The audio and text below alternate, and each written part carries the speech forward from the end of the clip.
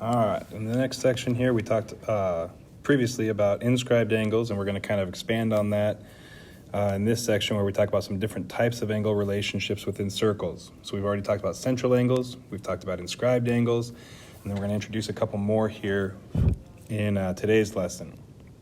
This first one, this is not a new type of angle. It's a different way of seeing what we've already talked about. If we notice as we look at this picture here, that as I look at that angle, we notice that the vertex is on the actual circle. So when we see like this angle here,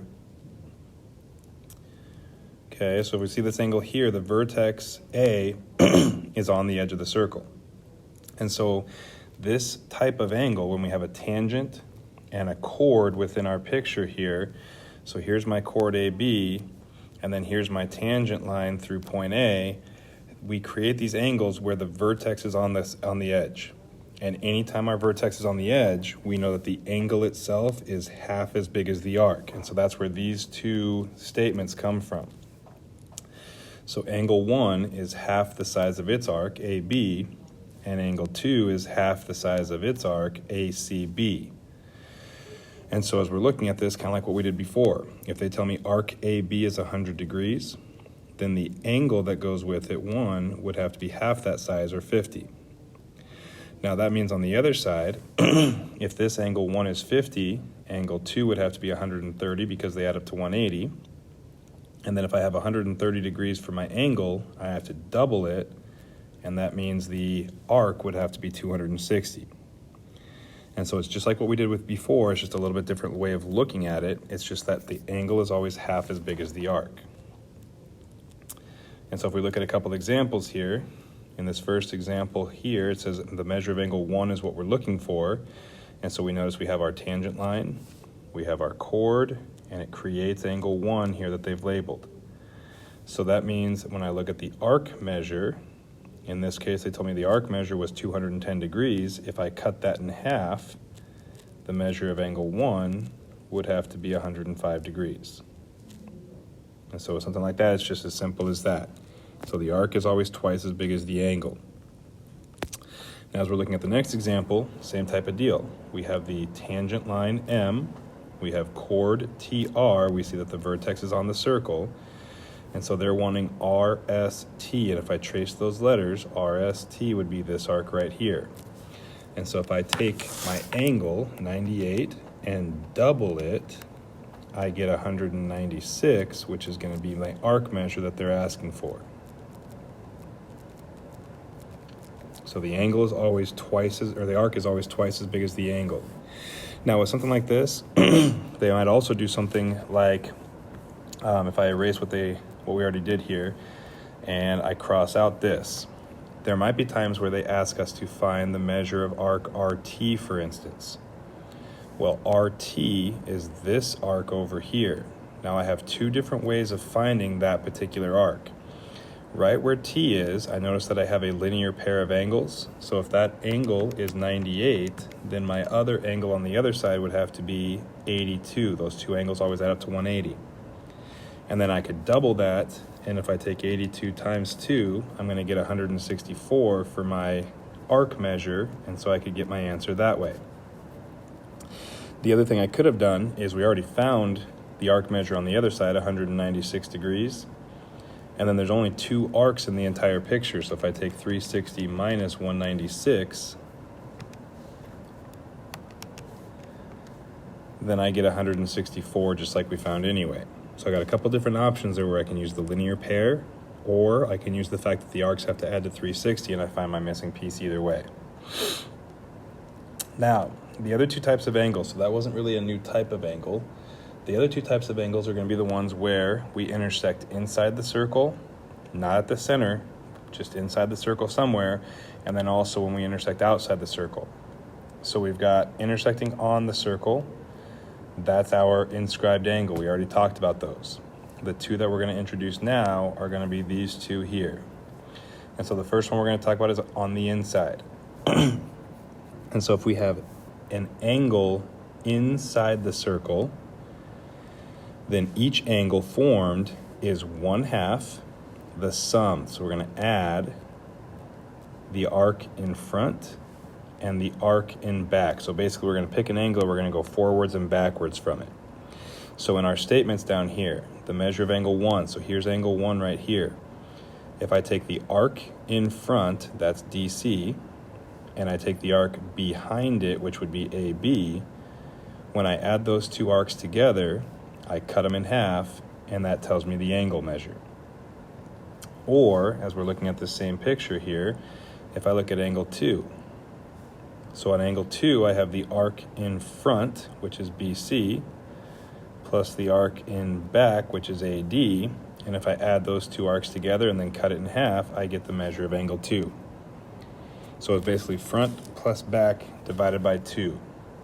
And so if we put that into practice here, if I'm looking for my angle measure right here of x, I've got my arc in front, and I've got my arc in back. And so drawing these arrows might help you kind of figure out what you're working with here. So in this case, using the formula, I'm going to take 1/2 of my arc in front, 156, plus my arc in back, 130. And if I do that, I end up with an actual value of 143 degrees.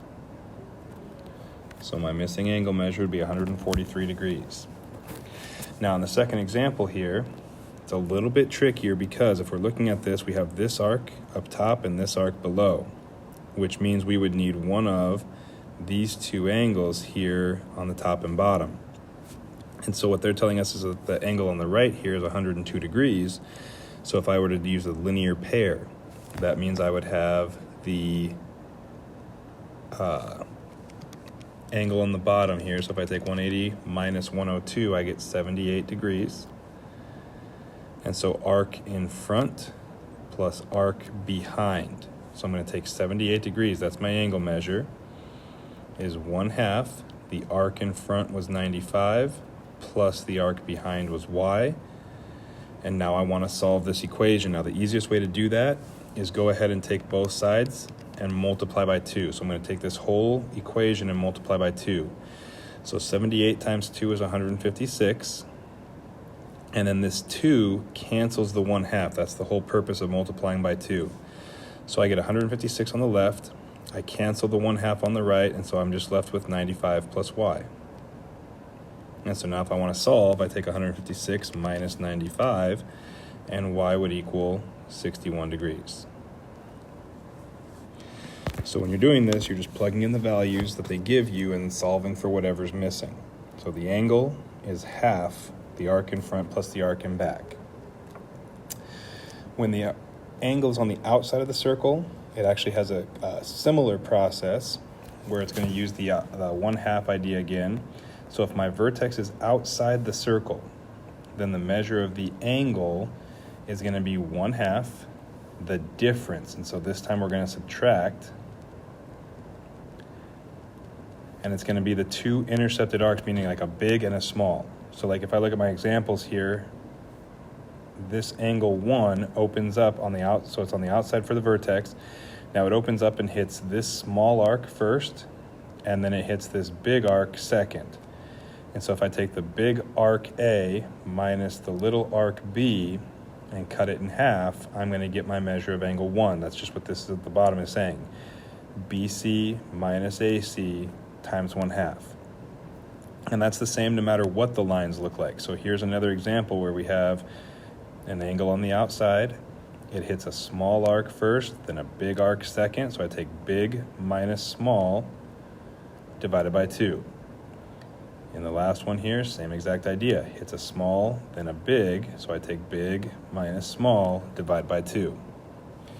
And so if we put this into practice here, for my example, my angle x will be 1/2 the big arc, 178, minus the small arc, 76. And then I take that and cut it in half. So I take 178 minus 76 times 1/2. And when we do that, we end up with a value of 51. Same thing on the next example. Now again, on the next example here, the angle is given, so we plug in 30. That's 1/2. Big arc is A this time, so my big arc is A, minus my little arc 44. And now if I want to solve this is again, I'm going to multiply both sides by 2. So 30 times 2 is 60.